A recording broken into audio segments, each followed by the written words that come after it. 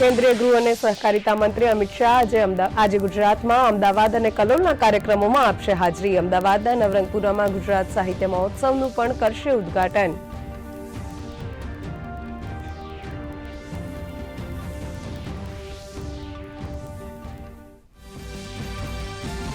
ગુજરાતના કાંઠા નજીક ક્રૂડ વહન કરતા જહાજ પર ડ્રોન હુમલા બાદ ત્વરિત કાર્યવાહી। 20 ભારતીયોને બચાવવા મોકલાયું જહાજ। ડ્રોન વડે હુમલો કરાતા જહાજમાં ફાટી નીકળી હતી આગ।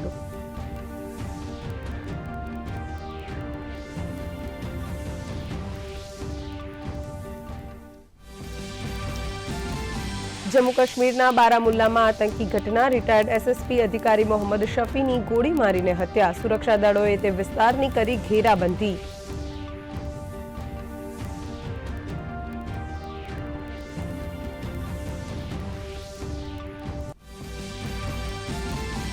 ઉત્તર ગાઝામાં ઇઝરાયેલી ટેન્કનો ગોળીબાર સતત ચાલુ। નેતન્યાહુ સાથે વાતચીત કર્યા બાદ બાઇડને કરી સ્પષ્ટતા। કહ્યું યુદ્ધ વિરામ માટે નહોતું કહ્યું।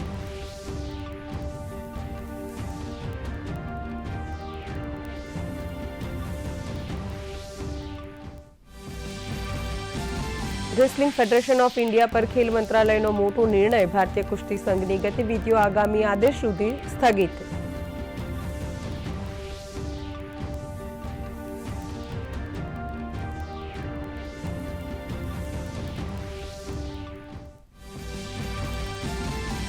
દેશમાં કોરોનાના કુલ 3742 કેસ સક્રિય। છેલ્લા 24 કલાકમાં 656 કેસનો આંકડો નોંધાયો। નવા વેરિયન્ટને લઈને દેશના નાગરિકોને તકેદારી રૂપે સતર્ક રહેવા આરોગ્ય મંત્રાલયનો અનુરોધ।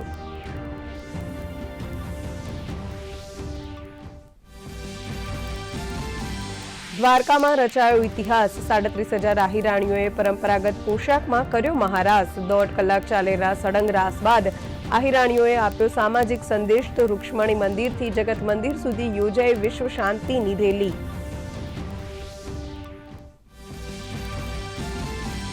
મુંબઈ ટેસ્ટ મેચમાં ભારતીય મહિલા ક્રિકેટ ટીમે રચ્યો ઇતિહાસ। ભારતે ઓસ્ટ્રેલિયા સામે 8 વિકેટે મેળવી જીત।